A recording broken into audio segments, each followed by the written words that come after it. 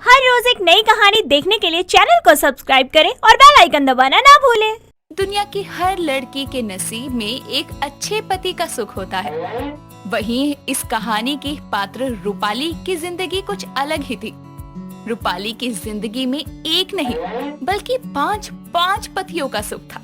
जी हाँ, आपने बिल्कुल सही सुना। किसी कारणवश रूपाली की शादी एक बहुत बड़े घर के पांच बेटों संदीप, आकाश, दीक्षित, शेखर और अजय के साथ हुई थी। शादी के बाद से ही रूपाली ने अपने ससुराल की सभी जिम्मेदारियों को संभाल लिया था और उसके पांचों पति और उसकी सास भी उसे बहुत प्यार करते थे। ऐसे ही एक सुबह की बात है, रूपाली टेबल पर सबके लिए नाश्ता परोस रही थी कि तभी वहाँ उसकी सास रंजिता आती है और इतनी जल्दी नाश्ता परोसे देखकर कहती है, अरे वाह बहू, क्या बात है, हमेशा की तरह आज भी नाश्ता एकदम टाइम पर है। जी माँ जी, मुझे काम में देरी पसंद नहीं है, इसलिए। जुग जुग जियो मेरी बहू। अपनी बहू रूपाली की बात सुनकर रंजिता को उस पर बहुत गर्व महसूस होता है कि आखिर उसने अपने पांच बेटों के लिए भले ही एक लड़की को चुना हो, लेकिन वो लड़की हीरा है।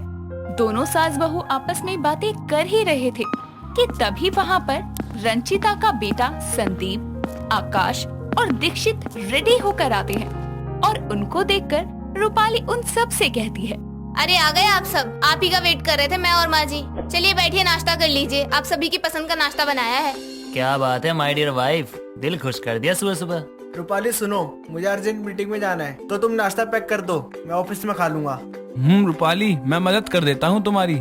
अरे नहीं, आप आराम से नाश्ता करो, मैं कर लूंगी सब। सुनिए, आप बस 10 मिनट रुक जाइए, मैं आपका टिफिन लेकर आ रही हूँ। इतना कहकर रूपाली जल्दी से रसोई में जाती है और जल्दी से आकाश के लिए नाश्ता पैक करके लाती है और आकाश वहाँ से चला जाता है। जिसके बाद संदीप और दीक्षित भी नाश्ता करके ऑफिस के लिए घर से निकल जाते हैं। रूपाली एक प्लेट में अच्छे से नाश्ता परोसती है और रंजिता से कहती है, माँ जी आप भी नाश्ता करो, तब तक मैं अजय जी और शेखर जी को भी नाश्ता करवा देती हूँ, फिर उनकी दवाई का भी टाइम हो रहा है। हाँ बेटा ठीक है, और फिर तू खुद भी नाश्ता कर लेना, ठीक है? या फिर ला दे मुझे प्लेट, मैं खुद करवा देती हूँ उन दोनों को नाश्ता। अरे नहीं माँ जी, आप आराम से नाश्ता करो, मैं जाती हूँ ना। रूपाली जल्दी से नाश्ते की प्लेट उठाकर शेखर और अजय के कमरे में जाती है। अजय और शेखर दोनों रंजिता के जुड़वा बेटे थे। जन्म से ही उनका मानसिक संतुलन ठीक नहीं था और वो बस इशारों में बात किया करते थे। रूपाली कमरे का दरवाजा खोलती है और बड़े प्यार से बोलती है, टन टनाटन, देखो मैं आप दोनों के लिए नाश्ता लेकर आ गई हूँ। जल्दी से आप दोनों नाश्ता कर लो, फिर मैं आपको दवाई दे दूंगी, फिर आप दोनों आराम करना। देखो आज नाश्ते में जूस, टोस्ट, पराठा, कितना कुछ है। रूपाली की बातें सुनकर दोनों के चेहरों पर एक मुस्कान आ जाती है। जिसके बाद वो अजय और शिखर को नाश्ता करवाती है और दवाई देती है, साथ ही घर के बाकी काम भी करती है। ऐसे ही दिन गुजरते हैं और करवा चौथ की व्रत का दिन आता है। बाकी सभी सुहागनों की तरह रूपाली भी अपने पांचों पतियों के लिए व्रत रखती है। रात को चांद निकलने पर वो संदीप, दीक्षित और आकाश तीनों रूपाली को पानी पिलाते हैं। तभी संदीप कहता है, चलो अब जल्दी से कुछ खा लो, सुबह से भूखी हो तुम। हाँ रूपाली, हमेशा तुम हम सबके लिए खाना बनाती हो, आज हम सबने बनाया है, वो भी तुम्हारी पसंद का। अरे पर तुम सबसे पहले ये काजू कतली खा लो।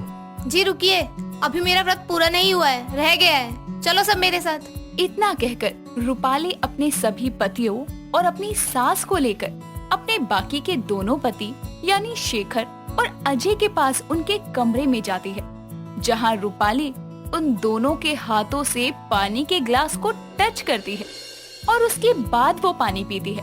और ये सब देखकर उसके बाकी पति और सास बहुत खुश होते हैं और सबकी आंखें नम हो जाती है। जिसके बाद वो उन दोनों का पैर छूकर आशीर्वाद लेती है और अपनी आंखों में नमी भरते हुए कहती है, अब हुआ है मेरा व्रत पूरा। We love you so much Rupali. I love you too. चलो अब खाना खा ले। देखिए आज मेरे पति देवों ने क्या क्या बनाया मेरे लिए खाने में। हाँ चलो। इतना कहकर सभी एक साथ खाना खाने टेबल पर जाते हैं और एंजॉय करते हुए खाना खाते हैं। फिर अपने अपने कमरों में आराम करने चले जाते हैं। यूं ही दिन गुजरते हैं। रूपाली अपने पांचों पतियों के साथ खुशी खुशी जीवन बिता रही थी। एक शाम जब रूपाली रंजिता के साथ बैठी सब्जियां काट रही थी, तभी रंजिता रूपाली से कहती है, बेटा सच कहूँ, जब से तू इस घर में आई है ना, किसी चीज की कोई कमी नहीं है। घर का कोना कोना खुशियों से भरा हुआ है। पिछले जन्म में कोई पुण्य का काम किया होगा जो तू बहू के रूप में मिली है। अरे अरे माँ जी, आज के लिए इतनी तारीफ बहुत है। बेटा वैसे एक बात कहूँ तुझसे। अरे माँ जी पूछ क्यों रही हैं? कहिए ना। बेटा अब जल्दी से मुझे मेरे पोते या पोती का मुंह दिखा दे, बस फिर मेरी कोई भी ख्वाहिश अधूरी नहीं रहेगी। जी माँ जी, जैसा आप कहो। मैं जल्दी ही आपकी इस ख्वाहिश को भी पूरा करने की कोशिश करूंगी। माँ जी वो मुझे रसोई में कुछ काम था, मैं आती हूँ। इतना कहकर रंजिता शर्मा कर रसोई में भाग जाती है। यूं ही दिन गुजरते हैं और एक रोज रूपाली की तबीयत बहुत खराब हो जाती है। रंजिता उसे डॉक्टर के पास लेकर जाती है, जहां पता चलता है कि रूपाली माँ बनने वाली है। रूपाली के माँ बनने की खबर सुनकर पूरे घर में खुशी का माहौल था और आकाश कहता है, थैंक यू रूपाली, आज तुमने ये खबर सुनाकर हम सबकी जिंदगी खुशियों से भर दी। अब से तुम घर का कोई काम नहीं करोगी, अब बस तुम आराम ही आराम करोगी। माँ आप इस बात का ख्याल रखना कि रूपाली कोई काम ना करे। हाँ हाँ बेटा, क्यों नहीं, ये भी कोई कहने की बात है। मैं खुद से ज्यादा ख्याल रखूंगी बहू का। अरे मेरे घर में नन्हा मेहमान आने वाला है। मैं इस पल का कब से इंतजार कर रहा था कि कब कोई मुझे पापा कहकर बुलाएगा। फाइनली अब मैं दिन गिनना शुरू कर सकता हूँ। अरे रूपाली तुम कब से खड़ी हो? चलो कमरे में आराम कर लो, चलो मेरे साथ। इतना कहकर संदीप रूपाली को उसके कमरे में आराम करने छोड़ देता है। यूं ही वक्त गुजरता है और रंजिता, आकाश, संदीप और दीक्षित मिलकर रूपाली का खूब ख्याल रखते हैं। देखते ही देखते रूपाली की प्रेगनेंसी को 8 महीने बीत जाते हैं, जिसके चलते रंजिता अपनी बहू रूपाली की गोद भराई की रस्म रखती है। सभी लोग मिलकर घर सजाते हैं और रंजिता अपने आसपास की पड़ोसनों को रस्म में बुलाती है। गोद भराई की रस्म शुरू होती है। तभी सब में मौजूद कमला कहती है, अरे रूपाली बहू, रस्म तो हम कर देंगे और भगवान करे तेरा होने वाला बच्चा सेहतमंद हो, पर एक बात का जवाब तो दे। कौन सी बात आंटी जी, कहिए। अरे बहू, तू तो 5 पति वाली द्रौपदी है, ये तो बता दे कि ये बच्चा कौन से पति का है। सबसे ज्यादा बधाई हम उसी को देंगे। आंटी जी ये कैसी बदतमीजी भरी बात कर रही हैं आप मेरी माँ की उम्र की हैं, इसलिए आपको कुछ गलत नहीं कहना चाहती हूँ मैं। हाय हाय, सच कह दिया तो कड़वा लग गया। अरे जब 5 पति बनाकर घूमेगी तो यही सवाल करेंगे ना सब। पहली बात तो ये आंटी जी, मेरे 5 पति हो या 10, इस बात से आपको कोई दिक्कत नहीं होनी चाहिए। दूसरी बात ये, मेरे बच्चे का बाप जो भी हो है तो इसी घर का खून और इसी घर का वंशज ना। आगे से ये बात कहने से पहले 10 बार सोच लेना। आप जैसी घटिया सोच रखने वाले को हमारे घर में आने की कोई जरूरत नहीं है। तमीज से चली जाइए, दरवाजा उस तरफ है।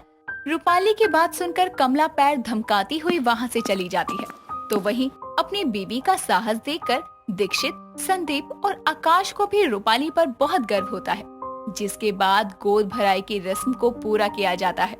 दिन गुजरते जाते हैं। एक सुबह रूपाली के पेट में जोरों का दर्द होता है। सभी लोग रूपाली को हॉस्पिटल ले जाते हैं और रूपाली एक नहीं बल्कि 3 बच्चों को जन्म देती है और अपने घर परिवार को खुशियों से भर देती है। मीनल गुंजन को अपने साथ कार में बैठाती है और कार को तेजी से रोड पर भगाने लगती है। कार को एक सुनसान रास्ते पर ले जाकर मीनल कार को रोक देती है और दोनों कार से बाहर आती हैं।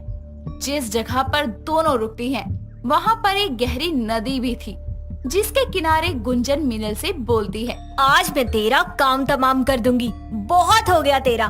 तुझे क्या लगा था कि तू मेरी जगह लेकर बैठी रहेगी तो मैं शांत रहूंगी? हाँ नहीं दीदी, आप गलत समझ रही हैं। मैं ऐसा बिल्कुल नहीं चाहती और आपकी जगह कोई नहीं छीन रहा। मुझे बहुत अच्छे से पता है कि तू क्या सोचती है और क्या करना चाहती है। आखिर तूने दिखा ही दिया ना अपना सौतेलापन, साबित कर ही दिया कि सौतेली बहन सौतेली ही होती है। नहीं दीदी, आप गलत समझ रही हैं। गुंजन मीनल को नदी में धक्का मारने ही वाली होती है कि उसका पैर फिसल जाता है और वो खुद ही नदी में गिर जाती है। मोहन की 2 बेटी थी, गुंजन और मीनल। मीनल मोहन की पहली पत्नी की बेटी थी। मोहन की पहली पत्नी की मृत्यु एक कार एक्सीडेंट में हो गई थी। जिस वक्त गुंजन बस 1 साल की थी। अपनी बच्चे के अच्छे भविष्य और घर संभालने के लिए मोहन ने सुमन नाम की एक औरत से शादी कर ली। कुछ समय बाद दोनों की एक बेटी होती है, जिसका नाम गुंजन रखा जाता है। सुमन हमेशा ही दोनों को बराबर का प्यार दिया करती थी। उसने कभी भी मीनल को ये एहसास नहीं होने दिया कि वो उसकी सौतेली माँ है। ऐसे ही एक दिन सुमन एक सुनार के पास जाती है और वहाँ से कुछ सामान लेकर घर आती है। और अपनी बेटियों को आवाज लगाते हुए बोलती है। अरे कहाँ हो मेरी परियों, जरा इधर आओ, मैं तुम्हारे लिए कुछ लेकर आई हूँ। तभी वहाँ मीनल और गुंजन आती है और मीनल अपनी माँ से बोलती है। क्या लाई हो माँ? मैं तुम दोनों के लिए एक सुंदर सा ब्रेसलेट लेकर आई हूँ। अच्छा, जरा दिखाओ तो कैसा है। ये लो मीनल बेटा और ये लो गुंजन बेटा। माँ, ये तो बहुत सुंदर है और मेरे लिए ये सबसे कीमती चीज है, क्योंकि आप इसे लेकर आई हो तो इस ब्रेसलेट की वैल्यू और भी बढ़ गई है। ओ मम्मी, आपको तो फैशन का फा भी नहीं पता है। अरे आजकल कौन पहनता है ये ओल्ड स्टाइल ब्रेसलेट, बिल्कुल पुराना डिजाइन है ये। अरे दीदी, कितना सुंदर तो है। देखो माँ, हमारे लिए कितने प्यार से लाई है। तुझसे किसी ने पूछा है? बिना बात उंगलबाजी कर रही है। माफ करना दीदी। क्या गलत बोला उसने, बताइए जरा। तेरे नखरे तो इतने हैं जैसे कि किसी राजा महाराजा के घर की बेटी हो। अपनी औकात में रहना सीख। वाह, ये मेरी माँ नहीं बल्कि मीनल की माँ बोल रही है। आप मेरी माँ हो ही नहीं सकती। इसमें क्या गलत बोला उसने जो तू इतना भड़क रही है? अरे माँ, बस करो ना, हो गया ना अब। तू चुप कर, इसकी बातें मत सुना कर, और तुझे एक सुनाए तो तू इसे 3 सुना दिया कर। गुंजन गुस्से से अपने कमरे में चली जाती है और वहाँ बैठकर रोते हुए खुद से बोलती है। आखिर ये कब जाएगी मेरे घर से? पता नहीं क्या लिखा पढ़ा दिया है इसने मेरे माँ बाप को। मुझे तो ऐसे लगता है जैसे इनकी सौतेली औलाद मीनल नहीं बल्कि मैं हूँ। अपनी औलाद के होते हुए भी मुझे सौतेलो जैसा प्यार दिया जाता है, मेरे साथ ही भेदभाव किया जाता है। मीनल चाहे जो बोल दे वो पत्थर की लकीर हो जाता है और मेरी बात को तो सुनकर भी नजरअंदाज कर दिया जाता है। ऐसे ही समय बीतता है और गुंजन अपनी सौतेली बहन मीनल से और ज्यादा नफरत करने लगती है, इतना कि वो दिन रात उसकी आंखों में खटकती। जब भी मोहन और सुमन मीनल की तारीफ करते तो गुंजन गुस्से से लाल पीली हो जाया करती। ऐसे ही एक दिन सुमन अपनी दोस्त कुसुम के घर जाती है और गुंजन को आवाज लगाकर बोलती है। अरे गुंजन, क्या तू मेरे साथ मेरी सहेली के घर चलेगी? क्या मम्मी, आप भी ना। अब आप आंटियों के साथ बैठकर मैं चुगलियाँ सुनूंगी क्या? आप ही जाओ, मुझे नहीं जाना। तुझे तो बोलना ही बेकार है। अरे मीनल बेटा, तू कहाँ है? इधर आ। हाँ माँ, बोलो, क्या हुआ? कुछ चाहिए आपको? अरे बेटा, मेरे साथ मेरी सहेली के घर चल, थोड़ा घूमना फिरना भी हो जाएगा। मगर माँ, घर में बहुत सारा काम है। अरे ये गुंजन कर लेगी, आखिर ये घर में पड़े पड़े क्या करेगी? मैं कोई घर का काम नहीं करूँगी, समझी आप? अच्छा जी, ऐसे कैसे नहीं करेगी तू?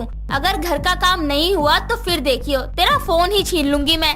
सुमन और मीनल दोनों कुसुम आंटी के घर जाने के लिए निकल जाती हैं। तो वहीं गुंजन मुंह बनाकर घर का सारा काम करने लगती है। ऐसे ही सुमन और मीनल को घर आते आते रात के 10 बज जाते हैं और उनको लेट आता देखकर गुंजन बोलती है। हो गया आप दोनों का सैर सपाटा? अरे गुंजन, तू भी होती तो बहुत मजा आता। हम सब तो फिल्म देखने गए थे। हाँ हाँ, घूमो फिरो, नाचो गाओ, आइसक्रीम खाओ, डोसा खाओ। मैं तो घर की नौकरानी हूँ जिसे काम करने के लिए पैदा किया है। आपकी सगी बेटी तो ये है, मैं तो सौतेली हूँ, मुझे रोड से उठाया था। आज तो बोल दिया, लेकिन दोबारा मत बोलना। तू सौतेली नहीं है, ना ही मीनल, दोनों ही मेरी बेटियां हो और मैं दोनों से बहुत प्यार करती हूँ। आज इसकी वजह से आपने मुझ पर हाथ उठाया माँ, मुझसे कोई प्यार नहीं करता। गुंजन अपने कमरे में चली जाती है। तभी वहाँ उसकी माँ आती है और सुमन उसे समझाते हुए बोलती है। गुंजन, तुझे मैं कैसे समझाऊं? तूने कभी सोचा है कि मीनल पर क्या बीती है तेरा ऐसा बर्ताव देखकर? मन ही मन तूने कितनी कड़वाहट भर रखी है उसके लिए। और बेटा, उसकी माँ नहीं है इस दुनिया में, मगर उसने कभी भी मुझे अपनी सौतेली माँ नहीं समझा। लेकिन बेटा, तू उसको हमेशा सौतेला समझती है। मेरी बात मान तो तू उसको अपना ले और दोनों खुशी खुशी रहो। लाडो, मेरे लिए तुम दोनों एक जैसे हो। मैंने तुम दोनों में कभी फर्क नहीं किया, एक जैसा प्यार किया है। बेटा, अपना ये गुस्सा छोड़ दे और अपनी बहन के साथ मिलकर रह। मुझे आपसे कोई बात नहीं करनी, चली जाइए आप यहाँ से। अपनी बेटी मीनल को प्यार कीजिए, वही है ना आपकी बेटी। मैं तो आपकी कुछ नहीं लगती, मुझे कोई बात नहीं करनी आपसे। तभी वहाँ मीनल आती है और मीनल गुंजन से बोलती है। दीदी, आप माँ की बात का बुरा मत मानो, क्योंकि माँ कितना भी अपने बच्चों को डांट ले, मगर वो अपने बच्चे से प्यार करना नहीं छोड़ती। मैंने कह दिया ना कि मुझे कोई बात नहीं करनी है आप में से किसी से भी। सुनाई नहीं देता, समझ नहीं आ रहा? आप जा रहे हैं या फिर मैं चली जाऊँ यहाँ से? माँ, मुझे लगता है इनको थोड़ा सा अकेले रहने दो। मीनल गुंजन को अपने साथ कार में बैठाती है और कार को तेजी से रोड पर ले जा रही होती है। कार को एक सुनसान से रास्ते पर ले जाकर वो रोकती है और दोनों कार से बाहर आती हैं। जिस जगह पर वो रुकते हैं वहाँ पर एक गहरी नदी थी, जिसके किनारे गुंजन मीनल से बोलती है, आज मैं तेरा काम तमाम कर दूंगी। तुझे क्या लगा था कि तू मेरी जगह लेकर बैठी रहेगी तो मैं शांत बैठी रहूंगी? नहीं दीदी, आप गलत समझ रही हैं। मैं ऐसा बिल्कुल नहीं चाहती और आपकी जगह कोई नहीं छीन रहा। मुझे सब पता है कि तू क्या सोचती है और क्या करती है। आखिर तूने अपना सौतेलापन दिखा ही दिया, साबित कर दिया कि सौतेली बहन सौतेली ही होती है। नहीं दीदी, आप गलत समझ रही हैं। गुंजन मीनल को नदी में धक्का मारने ही वाली होती है कि उसका पैर फिसल जाता है और वो खुद जाकर नदी में गिरती है। गुंजन नदी में खुद को बचाने की बहुत कोशिश करती है। मीनल ना आओ देखती है ना ताओ। वो अपनी बहन को बचाने के लिए नदी में कूद जाती है और उसको बचाने की कोशिश करती है। तभी सभी आसपास के लोग वहाँ आते हैं और गुंजन को बचाकर बाहर निकालते हैं। तभी गुंजन बोलती है, मेरी बहन भी है इसके अंदर, आप उसे भी बचा लो। वो लोग मीनल को भी बचाने की कोशिश करते हैं। किसी तरह मीनल भी बचकर बाहर आती है। थोड़ी देर बाद दोनों को वो लोग हॉस्पिटल ले जाते हैं। गुंजन मीनल के पास आकर उससे बोलती है, मीनल मुझे माफ कर दे, मैं तो तुझे मारने के लिए यहाँ आई थी, उल्टा खुद ही मौत के मुंह में गिर गई और तूने बिना अपनी जान की परवाह किए मेरी जान बचाई। तू कितनी अच्छी है, मैं आज तक तुझे कभी समझ ही नहीं पाई मेरी बहन। तू मेरी सौतेली बहन नहीं बल्कि मेरी खुद की बहन है, मुझे माफ कर दे। नहीं दीदी, आप माफी मत मांगो। जो हुआ वो एक बुरा वक्त था, मगर इसी बहाने ही सही मुझे मेरी दीदी तो मिल गई ना। और अगर मैं आज मर भी जाती ना तो भी मुझे गम नहीं होता। ऐसे मत बोल पागल, बस मुझे माफ कर दे। हम दोनों बहनें मिलकर जिंदगी की एक नई शुरुआत करेंगे। हाँ हाँ दीदी, क्यों नहीं। मैं भगवान का शुक्रिया अदा करती हूँ कि उन्होंने मुझे मेरी बहन लौटा दी। अब बस भी कर, रुलाएगी क्या? इस तरह गुंजन को अपनी गलती का एहसास हो जाता है और वो मीनल से माफी मांगकर एक नए रिश्ते की शुरुआत करके आगे बढ़ती है। दिव्या एक अच्छे स्वभाव की लड़की थी। वैसे तो हर काम में वो सफल थी, लेकिन उसमें एक कमी थी कि उसके आगे के दांत बड़े और बाहर की तरफ थे, जिसकी वजह से सब उसे दत्तो, दत्तल और ना जाने कैसे कैसे नामों से बुलाया करते थे। पर वो कभी भी किसी की बात का बुरा नहीं मानती थी और बस खुलकर मुस्कुरा दिया करती थी। वो एक स्टैंड अप कॉमेडियन बनना चाहती थी। ऐसे ही एक दिन, अरे बेटी, लोग तेरा इतना मजाक उड़ाते हैं, तुझे ना जाने किन किन नामों से बुलाते हैं, फिर भी तू हंसती रहती है। तुझे दुख नहीं लगता? हाँ? तो क्या हो गया माँ, अगर किसी को मेरे दांत देखकर मजाक बनाने में खुशी मिलती है, उनका दिन अच्छा हो जाता है, तो इसमें बुरा ही क्या है? ये तो एक बहुत अच्छी बात है कि मैं किसी की खुशी की वजह बनती हूँ। ये बात बोलकर दिव्या हंसती मुस्कुराती घर से निकलती है और स्टैंड अप कॉमेडी क्लब में अपने टेस्ट के लिए पहुंचती है। लेकिन वहाँ का मैनेजर उसके बड़े दांतों के कारण उसे परफॉर्मेंस देने से मना कर देता है। वो निराश होकर क्लब के बाहर एक पार्क में बैठ जाती है, जहां अभिनव नाम का लड़का बेंच पर बैठकर रो रहा होता है। वो उसके पास जाती है और बोलती है, हेलो, मेरा नाम दिव्या है, आप ठीक तो है ना? और आप इतना रो क्यों रहे हैं? मेरा नाम अभिनव है और मैं ठीक हूँ। अरे अब बता भी दो, क्या बात है? वो दरअसल आज मेरा ना स्टैंड अप कॉमेडी परफॉर्मेंस था और मेरे जोक्स इतने बेकार थे कि लोगों ने मेरे ऊपर चीजें फेंकना चालू कर दिया और मुझे भगा भी दिया। ओ, तो ये बात है। एक बात बताऊं, किसी को खुश करने के लिए ना पहले खुद को खुश करना सीखो, तब लोगों को हंसा पाओगे। सही कहा। वैसे तुम यहाँ क्या करने आई थी? मैं भी स्टैंड अप कॉमेडियन बनना चाहती हूँ, पर कोई मुझे चांस ही नहीं देता। मेरे लंबे दांतों का मजाक बनाकर मुझे बाहर निकाल देते हैं। वो वैसे मैं क्या कह रहा था, क्यों ना आप अपने जोक मुझे सुनाओ। दिव्या अभिनव की बात मानकर उसे एक के बाद एक जोक सुनाती है, जिसे सुनकर अभिनव हंस हंस कर लोटपोट हो जाता है। तुम तो हंसा हंसा कर मार ही डालोगी यार। सच में तुम तो किसी खूसट और अड़ियल इंसान को भी हंसा दो। Thank you so much. सुनो दिव्या, मैं क्या कह रहा था, मेरे जोक्स हिट नहीं कर रहे और तुम्हें कहीं चांस नहीं मिल रहा, तो क्यों ना हम दोनों टाई अप कर लें, इससे हम दोनों का फायदा होगा। क्यों, क्या कहती हो? दिव्या उसे हाँ कर देती है और वो दोनों साथ में काम करने लगते हैं। कुछ समय बीत जाता है। अभिनव का स्टैंड अप कॉमेडी में काफी नाम हो जाता है। उसके सभी शो हिट हो जाते हैं। वो सफलता की नई ऊंचाइयों पर पहुंच जाता है और उनकी दोस्ती प्यार में कन्वर्ट हो जाती है, जिसके बाद वो दोनों शादी कर लेते हैं। लेकिन दिव्या की सास शालिनी उसके लंबे दांतों की वजह से आए दिन उसका मजाक बनाती और ताने दिया करती थी। ऐसे ही एक दिन दिव्या किचन में खाना बनाते हुए नाच रही होती है।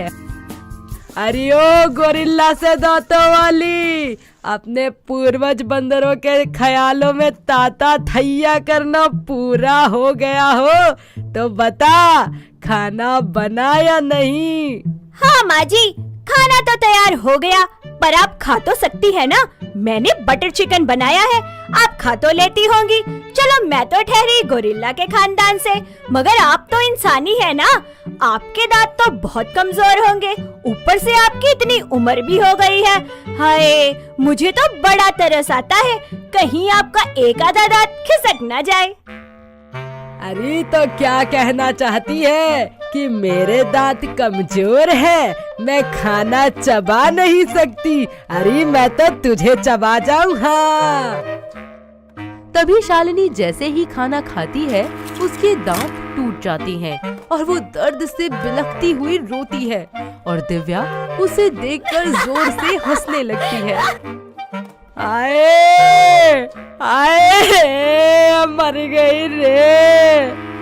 आए, अरे नाच पीटी डंकनी डंक मार के तोड़ दिया ना मेरा दांत, और अब मुझे दर्द में देख कर हंस रही है।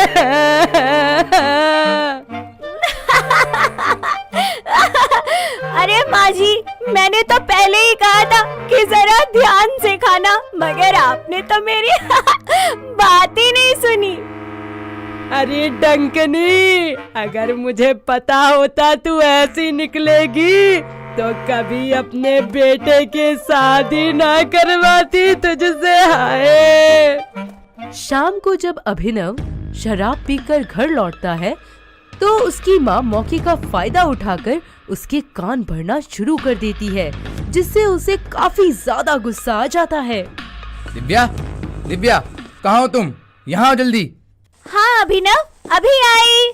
दिव्या, मैं क्या सुन रहा हूँ? तुमने माँ को पहले कच्चा खाना खिलाया जिससे उनके दांत टूट गए और तुम उन्हें देखकर हंस रही थी। मैं आपको सब कुछ बताती हूँ, एक बार मेरी बात तो सुनिए।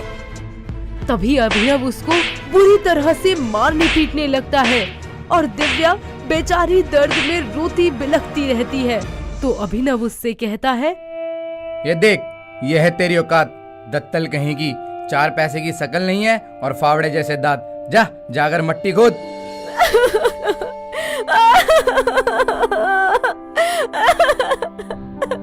अब निकल जा मेरे घर से और मर कहीं जाके।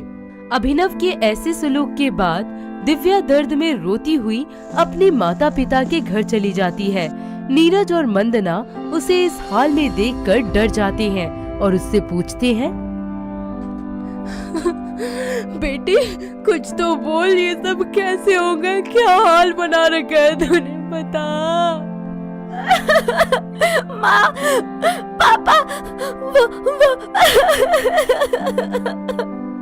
दिव्या अपने माता पिता को पूरी बात बताती है और उन्हें अभिनव के घर जाने से मना कर देती है। ऐसे ही समय बीत जाता है।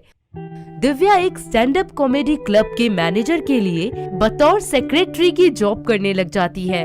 ऐसे ही 1 महीना बीत जाता है और एक दिन उसका मैनेजर परेशान होता है और वो उससे पूछती है, सर क्या हुआ, आप इतने परेशान क्यों हैं? वो क्या है ना दिव्या कि आज हमारे क्लब में जो स्टार कॉमेडियन आने वाला था उसने लास्ट मोमेंट पर परफॉर्मेंस के लिए मना कर दिया, और अगर कोई कॉमेडियन स्टेज पर नहीं गया तो मेरे क्लब का क्या होगा? मैनेजर की बात सुनकर वो परफॉर्मेंस करने स्टेज पर चली जाती है। उसके जोक्स पर पब्लिक जोर जोर से हंसते हैं और काफी एंजॉय करते हैं। परफॉर्मेंस के बाद उसका मैनेजर उसे अपने क्लब में परमानेंट कॉमेडियन रख लेता है। ऐसे ही समय बीतता जाता है और उसका कॉमेडी की दुनिया में काफी नाम हो जाता है। जो लोग उसका मजाक बनाते थे अब वो उसकी इज्जत करने लगते हैं। तो वहीं दूसरी तरफ अभिनव का पूरा करियर बर्बाद हो जाता है। वो सड़क पर आ जाता है। तब उसे अपनी गलती का एहसास होता है। वो दिव्या के पास माफी मांगने उसके घर जाता है। दिव्या, मुझे माफ कर दो, मुझसे बहुत बड़ी गलती हो गई। क्या कहा तुमने? गलती? जो तुमने किया ना वो गलती नहीं गुनाह था। शादी जैसे पवित्र बंधन का तुमने मजाक बनाकर रख दिया और अब मेरी जिंदगी में तुम्हारे लिए कोई जगह नहीं है। दफा हो जाओ मेरी नजरों के सामने से, समझ गए तुम? दिव्या उसकी एक नहीं सुनती और अपना गेट बंद कर देती है और अभिनव पछतावा लिए वहाँ से चला जाता है। दिव्या उसे डाइवोर्स देकर अपनी जिंदगी में आगे बढ़ जाती है। साथ ही किसी अच्छे लड़के से शादी करके अपने करियर में नई ऊंचाइयों को छूती है। तो दोस्तों, कैसी लगी आपको हमारी बड़े बड़े दांतों वाली ये होनहार बहू? क्या आपके आसपास भी ऐसी होनहार बहुएं हैं?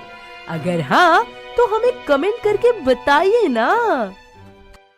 दोस्तों, अगर आपको ये कहानी पसंद आई तो इसे लाइक करें, शेयर करें और कमेंट करके बताएं कि कहानी में आपको सबसे अच्छा क्या लगा।